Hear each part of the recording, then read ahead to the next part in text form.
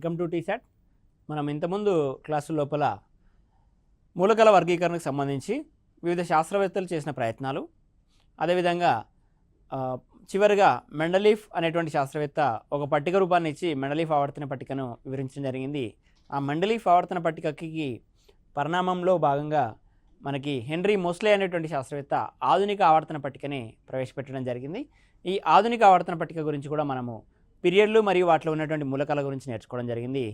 ఈరోజు క్లాస్ లోపల మనం ఇదే ఆధునిక ఆవర్తన పట్టికలో ఉన్నటువంటి గ్రూపులు, వాటి యొక్క ఎలక్ట్రానిక్ కాన్ఫిగరేషన్స్, వాటి లోపల ఉన్నటువంటి మూలకాల గురించి నేర్చుకునే ప్రయత్నం చేద్దాం. ఓకే, ఇది మనకి ఉన్నటువంటి ఆధునిక ఆవర్తన పట్టిక. క్రితం క్లాస్లో మనము ఈ పీరియడ్లకు సంబంధించినటువంటి అంశాన్ని నేర్చుకోవడం జరిగింది. ఈరోజు మనము గ్రూపులకు సంబంధించినటువంటి అంశాలు చూద్దాం. సో గ్రూపుల లోపల మనకి మొత్తంగా ఆధునిక ఆవర్తన పట్టికలో 18 గ్రూపులు అనేటువంటివి ఉండడం జరిగింది. ఆధునిక ఆవర్తన పట్టికలో 7 పీరియడ్లు మరియు 18 గ్రూపులు అనేటువంటివి ఉండడం జరిగింది. ఈ 7 పీరియడ్ల గురించి మనం ఆల్రెడీ నేర్చుకున్నాం కాబట్టి ఈరోజు గ్రూపుల గురించి నేర్చుకునే ప్రయత్నం చేద్దాం.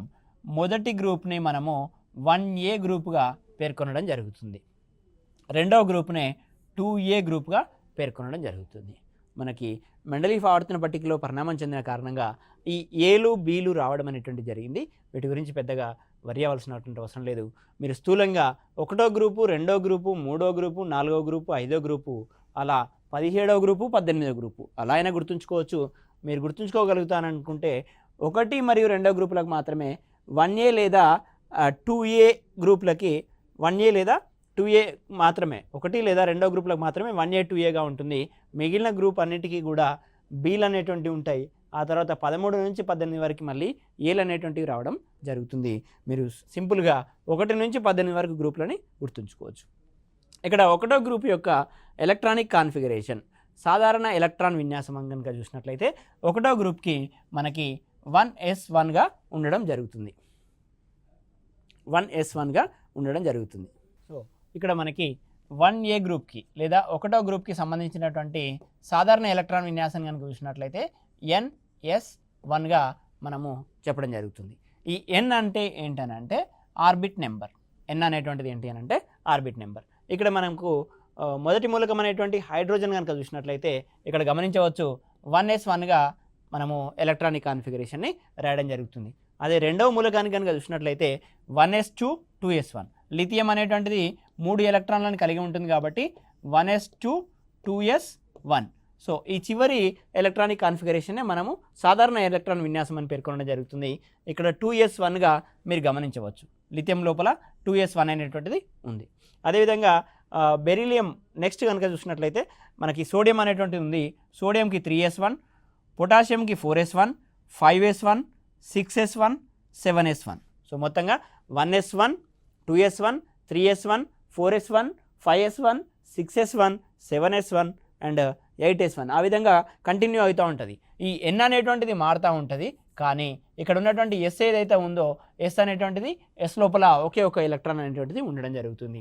అందుకే మొదటి గ్రూపు ఎలిమెంట్స్, మొదటి గ్రూప్ మూలకాలు ఏవైతే ఉన్నాయో ఆ గ్రూపు మూలకాలన్నీ కూడా +1 ఆక్సిడేషన్ స్టేట్ని ఎగ్జిబిట్ చేస్తాయి. +1 ఆక్సిడేషన్ స్టేట్ని లేదా +1 ఆక్సీకరణ స్థితిని ప్రదర్శిస్తాయి. దీనికి గల కారణం ఏంటి అని అంటే వాటి యొక్క చిట్ట చివరి కక్షలో ఉన్న ఎలక్ట్రాన్ల సంఖ్య. చిట్ట చివరి కక్షలో ఉన్నటువంటి ఎలక్ట్రాన్ల సంఖ్య 1 కావున అవి ఒక ఎలక్ట్రాన్ని కోల్పోవడానికి సిద్ధంగా ఉంటాయి కాబట్టి +1 ఆక్సీకరణ స్థితిని పొందుతాయి. ఒకటో విషయం. రెండో విషయం ఏంటంటే ఈ గ్రూప్లో ఉన్నటువంటి మూలకాలన్నీ కూడా లోహాలు. లోహాలకి సహజ సిద్ధంగానే ఎలక్ట్రాన్లని కోల్పోయే సామర్థ్యం ఉంటుంది. కావున ఎలక్ట్రాన్లని కోల్పోయి +1 ఆక్సీకరణ స్థితిని పొందుతాయి. వీటినే మనము ఆల్కలీ మెటల్స్ అని పిలవడం జరుగుతుంది. క్షార లోహాలు అని పిలవడం జరుగుతుంది. ఒకటో గ్రూప్ మూలకాలకి ఉన్నటువంటి పేరు ఏంటి అని అంటే క్షార లోహాలు. క్షార లోహాలుగా పిలవడం జరుగుతుంది. సో అదేవిధంగా మనకి 1వ గ్రూప్ అయిపోయిన తర్వాత 2వ గ్రూప్ గురించి కనుక చూసినట్లయితే 2వ గ్రూప్ మూలకాలని మనం క్షార మృత్తిక లోహాలు అని పిలవడం జరుగుతుంది. వీటిని ఆల్కలీ మెటల్ లేదా క్షార లోహాలు అని పిలిచినట్టే 2వ గ్రూప్ మూలకాలను క్షార మృత్తిక లోహాలు లేదా ఆల్కలిన్ ఎర్త్ మెటల్స్ అని పిలవడం జరుగుతుంది. ఇప్పుడు మనం 2వ గ్రూప్ గురించి చూద్దాం. దీన్నే మనము సెకండ్ ఏ గ్రూప్ అని అంటున్నాము. ఈ సెకండ్ ఏ గ్రూప్నే మనము సెకండ్ ఏ గ్రూప్ యొక్క జనరల్ ఎలక్ట్రానిక్ కాన్ఫిగరేషన్ సాధారణ ఎలక్ట్రాన్ విన్యాసం కనుక చూసినట్లయితే NS2 ఇంతకుముందు మనం మొదటి గ్రూప్ ఎలిమెంట్స్కి సాధారణ ఎలక్ట్రాన్ విన్యాసంగా NS1ని ఇవ్వడం జరిగింది. ఇప్పుడు రెండవ గ్రూప్ ఎలిమెంట్స్కి ఎలక్ట్రాన్ విన్యాసం సాధారణ ఎలక్ట్రాన్ విన్యాసం NS2గా ఇవ్వడం జరుగుతుంది. అంటే ఈ N అనేటువంటిది కక్ష సంఖ్య మారుతూ ఉంటుంది, కానీ ఈ s ఆర్బిటాల్లో ఉన్నటువంటి ఎలక్ట్రాన్ల సంఖ్య మారదు. ఇక్కడ చూడండి, బెరీలియంకి 2s1గా, మెగ్నీషియంకి 3s1గా, కాల్షియంకి 4s1గా, స్ట్రాన్షియంకి 5s2గా, బేరియంకి 6s2, 7s2. అంటే కక్ష సంఖ్య మారుతుంది 2, 3, 4, 5, 6, 7, కానీ s ఆర్బిటాల్లో ఉన్నటువంటి ఎలక్ట్రాన్ల సంఖ్య మాత్రం మారట్లేదు, 2, 2, 2, 2 అదేవిధంగా ఉంటుంది. కాబట్టి ఆ మారుతున్న కక్ష సంఖ్యని nతో సూచిస్తూ మారినటువంటి ఎలక్ట్రాన్ల సంఖ్యని s2తో సూచించినట్లయితే అదే మనకు రెండు సెకండ్ ఏ గ్రూప్ ఎలిమెంట్స్కి సంబంధించినటువంటి సాధారణ ఎలక్ట్రాన్ విన్యాసం. వీటిని మనము క్షార మృత్తిక లోహాలు అని పిలవడం జరుగుతుంది. Alkaline earth metals. First A group ఎలిమెంట్స్నేమో క్షార లోహాలు అని అంటాం, సెకండ్ ఏ గ్రూప్ ఎలిమెంట్స్నేమో మనం క్షార మృత్తిక లోహాలు అని పేర్కొనడం జరుగుతుంది. ఇవి మృత్తికల్లో బాగా లభిస్తున్న కారణంగా వీటిని క్షార మృత్తిక లోహాలు అని పిలవడం జరుగుతుంది. మరొక అంశము, ఫస్ట్ ఏ గ్రూప్ ఎలిమెంట్స్ ఏ విధంగానైతే లోహాలో, సెకండ్ ఏ గ్రూప్ ఎలిమెంట్స్ కూడా లోహాలే. వీటికి లోహ ధర్మం అధికంగా ఉంటుంది, ఎలక్ట్రాన్లు కోల్పోయే సామర్థ్యం అధికంగా ఉంటుంది. కావున చివరి s ఆర్బిటాల్లో ఉన్నటువంటి రెండు ఎలక్ట్రాన్లని ఈ సెకండ్ ఏ గ్రూప్ ఎలిమెంట్స్ కోల్పోయిన కారణంగా వీటికి సాధారణంగా లభించేటువంటి ఆక్సీకరణ స్థితి +2. మొదటి గ్రూప్ ఎలిమెంట్స్కి సాధారణ ఆక్సీకరణ స్థితి +1, రెండో గ్రూప్ ఎలిమెంట్స్కి సాధారణ ఆక్సీకరణ స్థితి +2. మొదటి గ్రూప్ ఎలిమెంట్స్ని క్షార లోహాలు అని పిలిచినట్లే రెండో గ్రూప్ ఎలిమెంట్స్ని మనము క్షార మృత్తిక లోహాలు అని పిలవడం జరుగుతుంది. ఇది మొదటి మరియు రెండవ గ్రూపులకు సంబంధించినటువంటి సమాచారం. ఇక మొదటి గ్రూపు రెండో గ్రూప్ అయిపోయిన తర్వాత మూడో గ్రూపును కనుక పరిశీలించినట్లయితే మూడో గ్రూప్ యొక్క సాధారణ ఎలక్ట్రానిక్ విన్యాసం కనుక చూసినట్లయితే మనకి స్కాండియం, ఇట్రియం, లారెన్షియంతో పాటు ఇక్కడ మనకి boron, aluminium, gallium, indium, thallium అనేటువంటి మూలకాలు అనేటువంటివి ఉన్నాయి. సో వీటినే మనము థర్డ్ ఏ గ్రూప్ ఎలిమెంట్స్ అని అన్నాం. ఇంతకుముందు ఫస్ట్ ఏ గ్రూప్ ఎలిమెంట్స్, ఇప్పుడు సెకండ్ ఏ గ్రూప్ ఎలిమెంట్స్, ఆ తర్వాత థర్డ్ ఏ గ్రూప్ ఎలిమెంట్స్. ఈ థర్డ్ ఏ గ్రూప్ ఎలిమెంట్స్ అనేటువంటివి 2s2 NS2 నిండిన తర్వాత NPలోకి ఎలక్ట్రాన్లు అనేటువంటి ప్రవేశిస్తూ ఉంటాయి. కాబట్టి NS2 NP1గా ఈ థర్డ్ ఏ గ్రూప్ ఎలిమెంట్స్ని చెప్పడం జరుగుతుంది.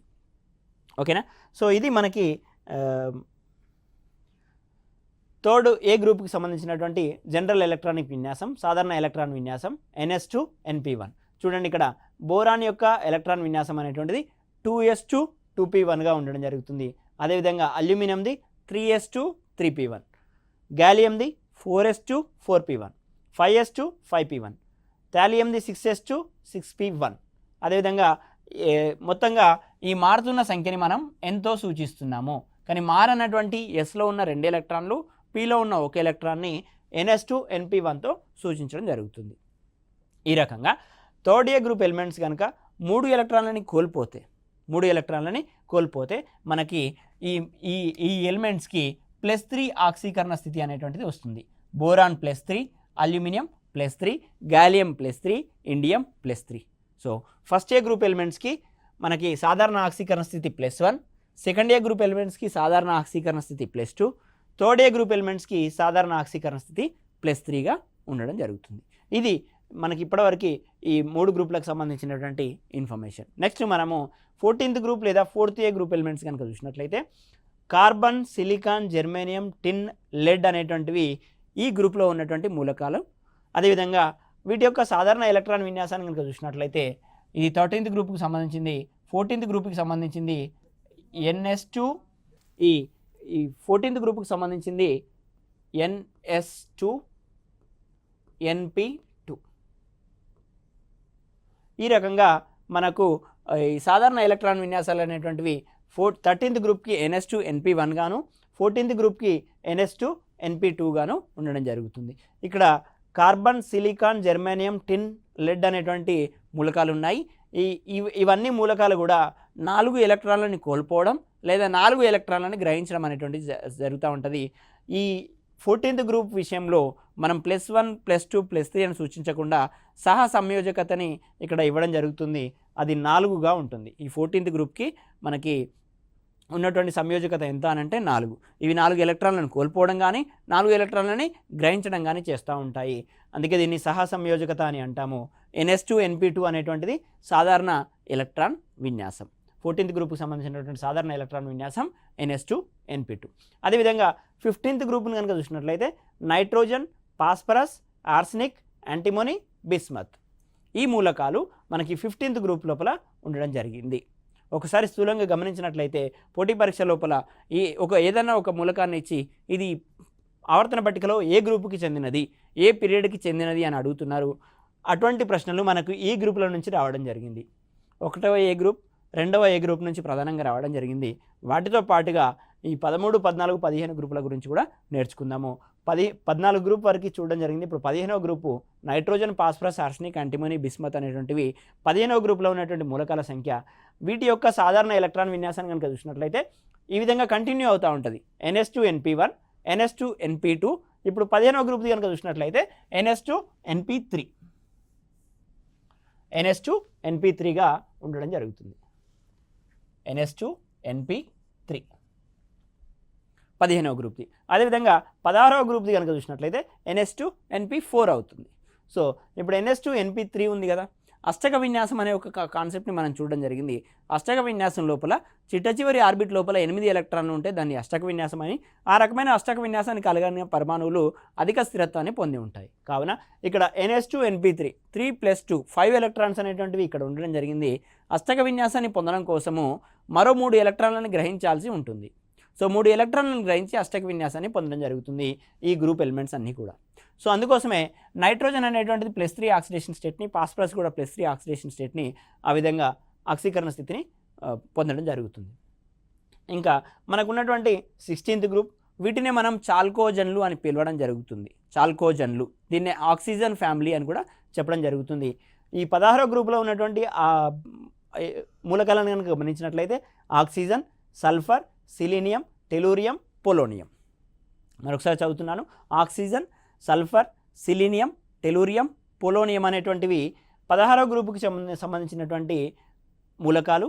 ఈ 16వ గ్రూపుకి సంబంధించినటువంటి మూలకాల యొక్క సాధారణ ఎలక్ట్రాన్ విన్యాసాన్ని కనుక గమనించినట్లయితే ఇప్పుడు NS2NP3 అనేటువంటిది 15వ గ్రూప్కి సంబంధించింది కాబట్టి 16వ గ్రూప్కి ఇంకొక ఎలక్ట్రాన్ అనేటువంటిది పెరగడం జరుగుతుంది. అదే NS2NP4. NS2NP4. So 16వ group elements అనేటువంటివి మరో 2 ఎలక్ట్రాన్లని గ్రహించినట్లయితే మొత్తంగా చివరి కక్షలో 8 ఎలక్ట్రాన్లు అనేటువంటి జరుగుతుంది. దాన్నే మనం అష్టక విన్యాసం అని పేర్కొంటున్నాము. ఈ అష్టక విన్యాసాన్ని పొందిన కారణంగా అధిక స్థిరత్వాన్ని పొందగలుగుతాయి కాబట్టి మరో 2 ఎలక్ట్రాన్లను గ్రహించడానికి ఈ 16వ గ్రూప్ ఎలిమెంట్స్ అనేటువంటివి ప్రయత్నాలు చేస్తాయి. అందుకోసమే ఆక్సిజన్ -2, సల్ఫర్ -2 అనేటువంటి వ్యాలెన్సీలు మనకు వస్తాయి. Oxygen -2, sulphur -2, selenium -2, tellurium -2.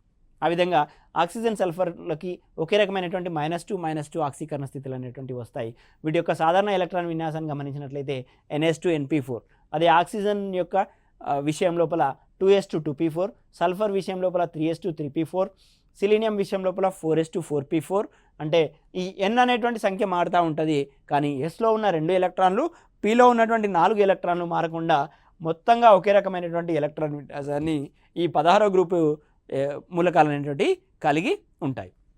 Next మనం 17వ గ్రూప్ గురించి కనుక చూసినట్లయితే 17వ గ్రూప్నే 16వ గ్రూప్కి ఇచ్చినటువంటి ప్రత్యేకమైన పేరు చాల్కోజన్లు లేదా ఆక్సిజన్ ఫ్యామిలీ. ఇది ఇంతకుముందు పోటీ పరీక్షలో అడిగినటువంటి అంశము. చాల్కోజన్లు అని ఏ గ్రూప్ని పిలుస్తారు? 16వ గ్రూపు. అదేవిధంగా నెక్స్ట్ 17వ గ్రూప్ గురించి కనుక చూసినట్లయితే ఈ 17వ గ్రూప్ మూలకాలు అనేటువంటివి మనము వీటిని హాలోజన్లు అని పిలవడం జరుగుతుంది. 16వ గ్రూప్ని చాల్కోజన్లు అని పిలిచినట్టే 17వ గ్రూప్ని మనము హాలోజన్లు అని పిలవడం జరుగుతుంది. ఈ హాలోజన్ ఫ్యామిలీ లోపల మనకి ఫ్లోరిన్, క్లోరిన్, బ్రోమిన్, అయోడిన్, అస్టెటిన్ అనేటువంటి మూలకాలు అనేటువంటివి ఉన్నాయి. వీటిని మనం హాలోజన్లు అని అంటాము. ఈ హాలోజన్ ఫ్యామిలీ లేదా 17th గ్రూప్ యొక్క సాధారణ ఎలక్ట్రాన్ విన్యాసం అనేటువంటిది NS2NP5గా ఉంటుంది. NS2NP5గా ఉంటుంది. ఇది హాలోజన్లకు సంబంధించినటువంటి సాధారణ ఎలక్ట్రాన్ విన్యాసము. ఒకసారి హాలోజన్ల యొక్క సాధారణ ఎలక్ట్రాన్ విన్యాసాన్ని పరిశీలిస్తే మొత్తంగా 7 ఎలక్ట్రాన్లు అనేటువంటివి చివరి కక్షలో ఉండడం జరిగింది. అష్టక విన్యాసం ప్రకారము 8 ఎలక్ట్రాన్లు ఉంటే అధిక స్థిరత్వాన్ని పొందుతాయి. కావున ఇక్కడ 7 ఎలక్ట్రాన్లు ఆల్రెడీ ఉన్నాయి కాబట్టి హాలోజన్ ఫ్యామిలీలో ఉన్నటువంటి మూలకాలన్నీ కూడా ఒక్కొక్క ఎలక్ట్రాన్ని గ్రహించి అధిక స్థిరత్వాన్ని పొందే అష్టక విన్యాసాన్ని పొందుతాయి. కావున హాలోజన్ ఫ్యామిలీలో ఉన్నటువంటి మూలకాలన్నీ కూడా -1 ఆక్సిడేషన్ స్టేట్ని పొందుతాయి. -1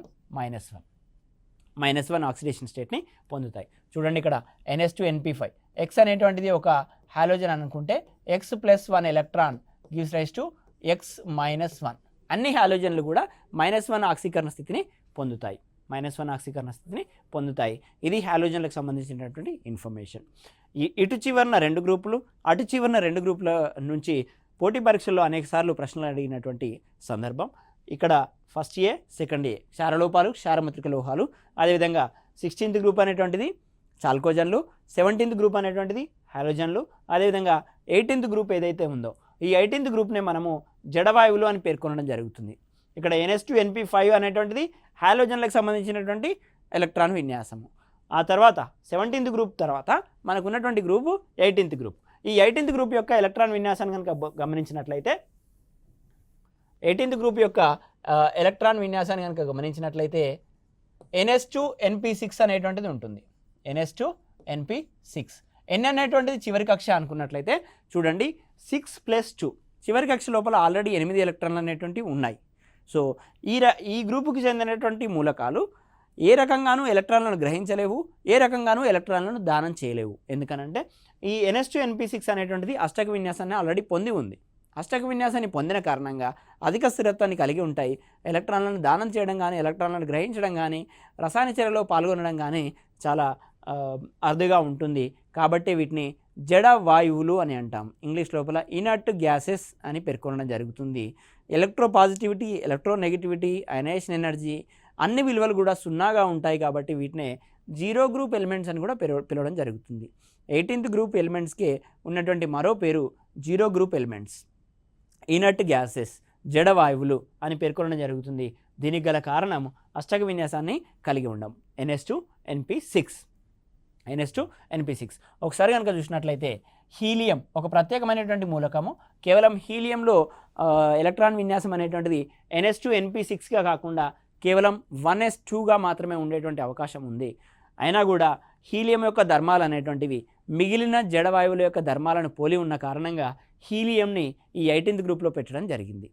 సో హీలియంని మినహాయించి మిగిలిన మూలకాల యొక్క ఎలక్ట్రాన్ విన్యాసాన్ని పరిశీలిస్తే 2s2 2p6 ఓకేనా, neon. And organ 3s2 3p6 18 పరమాణు సంఖ్య. ఆర్గాన్ యొక్క పరమాణు సంఖ్య అనేటువంటిది 18. ఒకవేళ ఎలక్ట్రాన్ విన్యాసాన్ని కనుక రాసినట్లయితే 1s2 2s2 2p6 3s2 3p6. అదేవిధంగా నెక్స్ట్ ఉన్నటువంటి మనకి క్రిప్టాన్ ఏదైతే ఉందో 4s2 4p6. ఆ తర్వాత గ్జీనాన్ అనేటువంటిది 5s2 5p6. ఆ తర్వాత రెడాన్ అనేటువంటిది 6s2 6p6. ఎస్ ఆర్బిటాల్ లోపల 2 ఎలక్ట్రాన్లు, పి ఆర్బిటాల్ లోపల 6 ఎలక్ట్రాన్లు, మొత్తంగా 8 ఎలక్ట్రాన్లు అనేటువంటివి అన్ని జడవాయువుల యొక్క ఎలక్ట్రాన్ విన్యాసంలో అష్టక విన్యాసాన్ని కలిగి ఉన్నాయి. కేవలం హీలియం మినహాయించి మిగిలిన అన్ని మూలకాల లోపల అష్టక విన్యాసం అనేటువంటిది ఉంది. కాబట్టి ఈ 18వ గ్రూప్ మూలకాలు అనేటువంటివి రసాయన చర్యల్లో చాలా అరుదుగా పాల్గొంటాయి. కాబట్టి వీటిని జడవాయువులు అని పేర్కొనడం జరిగింది. ఇది మొత్తంగా మనకి ఉన్నటువంటి గ్రూపులు, స్థూలంగా ఉన్నటువంటి గ్రూపులు, వాటికి సంబంధించినటువంటి సమాచారం. మరి ఒక అంశం మనం ఇక్కడ గమనించాల్సింది ఏంటి అని అంటే, ఇక్కడ ఈ ఆవర్తన పట్టిక కింది భాగంలో 2 వరుసల్ని అమర్చడం జరిగింది. అవే వాటిని మనం లాంథనైడ్స్ అండ్ యాక్టినైడ్స్ అని పేర్కొనడం జరిగింది. ఎందుకనంటే ఇక్కడ చూడండి సీరియం 58 ఉంది. సీరియం 58 నుంచి మనకు ల్యూటీషియం 71 వరకు గల 14 మూలకాలు.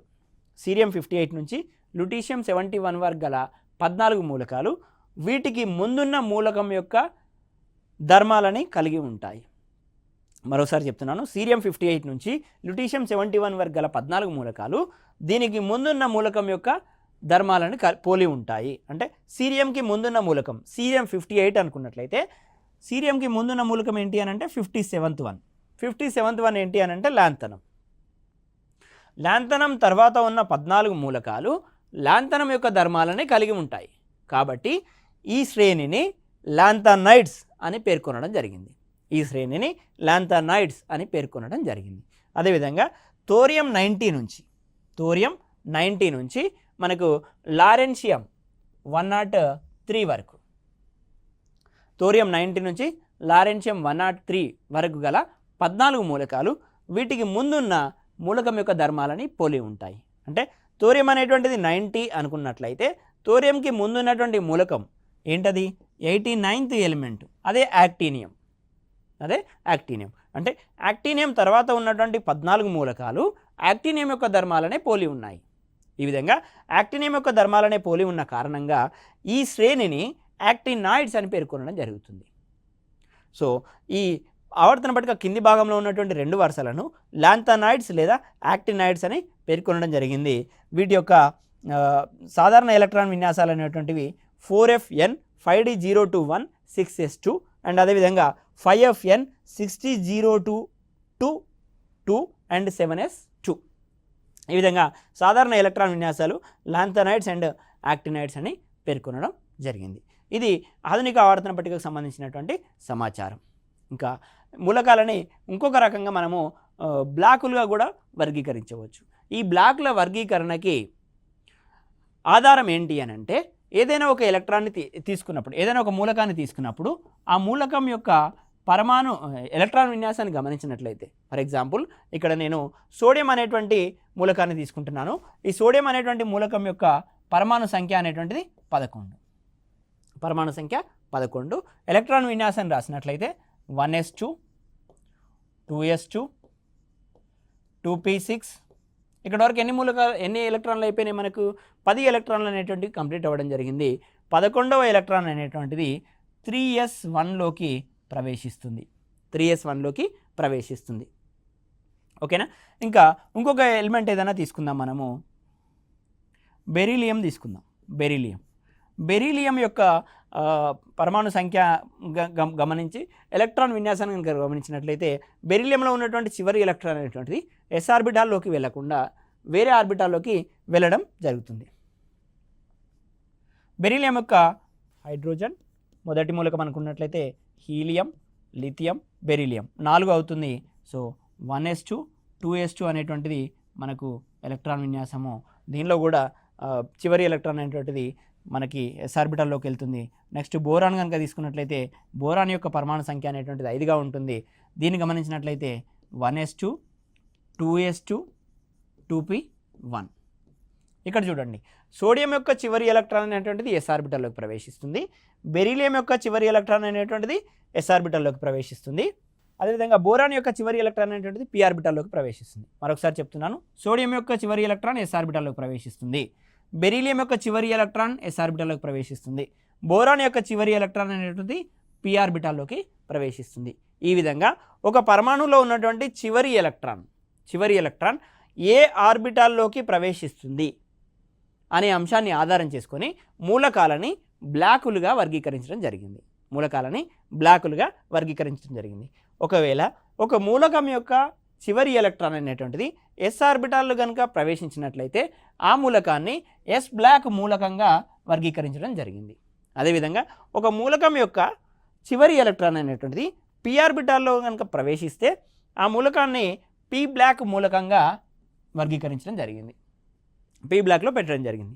అదేవిధంగా నెక్స్ట్ మనకి d అండ్ f ఆర్బిటాల్స్ అనేటువంటివి ఉండడం జరిగింది.